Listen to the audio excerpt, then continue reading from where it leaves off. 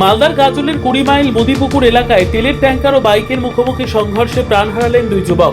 এই মর্মান্তিক পথ দুর্ঘটনাটি ঘিরে এলাকায় ব্যাপক চাঞ্চল্য ছড়িয়েছে। স্থানীয় সূত্রে জানা গেছে, বাইক আরোহী দুই যুবক গাজল থেকে দেওতলার দিকে যাচ্ছিলেন।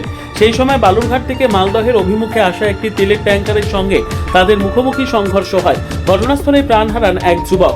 মৃত দুই যুবকের নাম লিটন মণ্ডল বয়স 18, পলাশ মণ্ডল বয়স 23। এদের দুজনের বাড়ি দেওতলা অঞ্চলের নদীপুর গ্রামে। দুর্ঘটনার খবর পেয়ে স্থানীয় বাসিন্দারা তড়িঘড়ি অন্যজনকে উদ্ধার করে গাজল স্টেট জেনারেল হাসপাতালে নিয়ে যান, কিন্তু সেখানে কর্তব্যরত চিকিৎসকরা তাকেও মৃত বলে ঘোষণা করেন। ঘাতক ট্যাঙ্কারটি ও দুর্ঘটনাগ্রস্ত বাইকটিকে নিয়ে তদন্ত শুরু করেছে গাজল থানার পুলিশ। প্রতিদিনকার মতো আমরা এখানে চা খেতে আসি। চা খেতে এসে দেখছি এখানে বসে আছি। ওই দিক থেকে একটা বালুরঘাট থেকে একটা গাজলের দিকে ওয়েল ট্যাঙ্কারের গাড়ি আসছে, আর এই দিক থেকে দুটো ছেলে বাইক নিয়ে গিয়ে সামনাসামনি ধাক্কা। তারপরে ওই দুটো ছেলে ওখানেই অন স্পট ডেড হয়ে যায়।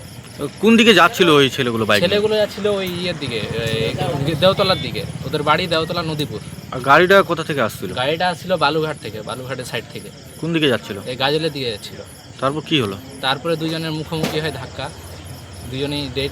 ধাক্কা কে মেরেছিল, বাইক না গাড়ি? বাইক তো নিজের সাইডেই ছিল, এবার ওই যে গাড়ি যেটা ছিল গাড়িটা রং সাইডে ঢুকেছিল। তো দুজনের বাড়ি কোথায়? দুজনের বাড়ি হচ্ছে দেওতলা নদীপুর। নামটা বলতে পারছি না। বয়স কীরকম? বয়স হবে একজনের 18 হবে মনে হয়, একজনের 20 এরকম। অ্যাক্সিডেন্ট হওয়ার পরে কি হলো?